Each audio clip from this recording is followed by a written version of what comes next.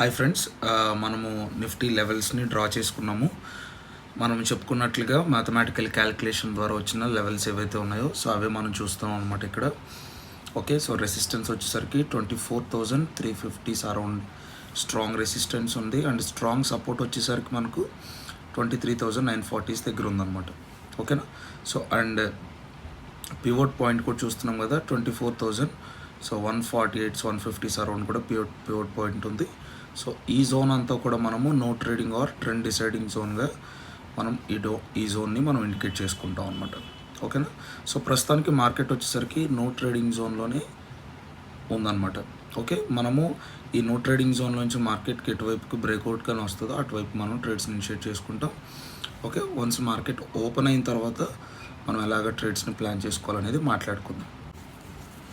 Friends, మనకైతే pre market opening ఇప్పుడే జరిగింది. సో మన అప్రాక్సిమేట్గా చూస్తే నిన్న క్లోజింగ్ నుంచి ఈరోజు ఓపెనింగ్కి ఒక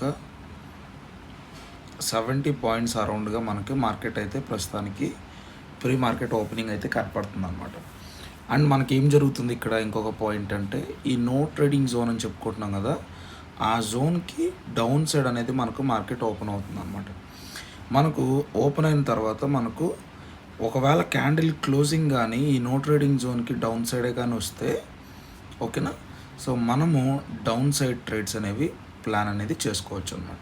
ఓకేనా, సో లేదు మనకి ఇక్కడ ఓపెన్ అయిన తర్వాత అగైన్ మార్కెట్ లోపలికి వెళ్ళి ఇక్కడ క్యాండిల్ క్లోజింగ్ వచ్చిందంటే ఇదంతా కూడా మనం ట్రేడ్ని అవాయిడ్ చేయాల్సిన టైం. ఇది బ్రేక్ అయితేనే మనం ప్లాన్ చేస్తాం అప్ సైడ్.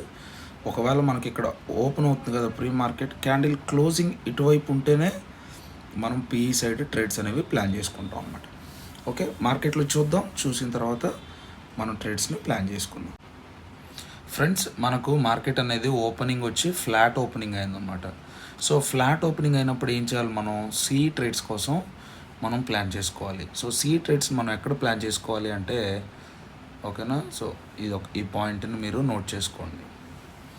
సో ఈ యొక్క ఏరియాలో మనకు కానీ బ్రేక్అవుట్ కానీ జరుగుతుంటే స్మాల్ సి ట్రేడ్ ప్లాన్ చేసుకోవాలి ఫ్రెండ్స్. ఎందుకంటే మనకి ఇమీడియట్గా ఇక్కడ ఏముంది, ఇక్కడ నో ట్రేడింగ్ జోన్ ఉంది అంటే గట్టిగా మనకి ఇక్కడ ఒక 40 పాయింట్సే ఉన్నాయన్నమాట.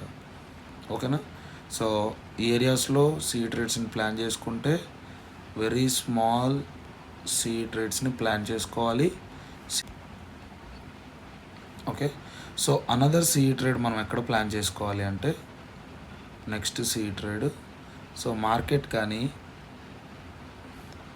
ఈ సపోర్ట్ లెవెల్స్ ఉన్నాయి కదా, సో ఇక్కడ కానీ మార్కెట్ టైం స్పెండ్ చేసి ఇక్కడ కానీ మార్కెట్ సపోర్ట్ తీసుకుంటుంటే ఓకేనా, సో ఇక్కడ టైం స్పెండ్ చేస్తూ సపోర్ట్ తీసుకుంటుంటే ఇక్కడి నుంచి కానీ మనకు మార్కెట్లో మూవ్ వస్తే ఇది బిగ్ ప్లేయర్స్ మూవ్ ఫ్రెండ్స్. మనకి ఇక్కడ 0 to హీరో ఆపర్చునిటీ అనేది వస్తుంది అనమాట. ఈరోజు నిఫ్టీ ఎక్స్పైరీ కదా, సో ఇక్కడి నుంచి కానీ మనకు మార్కెట్లో మూమెంట్ కానీ కనపడుతుంటే ఈ ఏరియాస్ నుంచి 0 to హీరో మనం ఎక్స్పెక్ట్ చేయొచ్చు అనమాట. ఓకేనా, ఇది వచ్చి ఇంకొక సిఈ ట్రేడ్ సినారియో.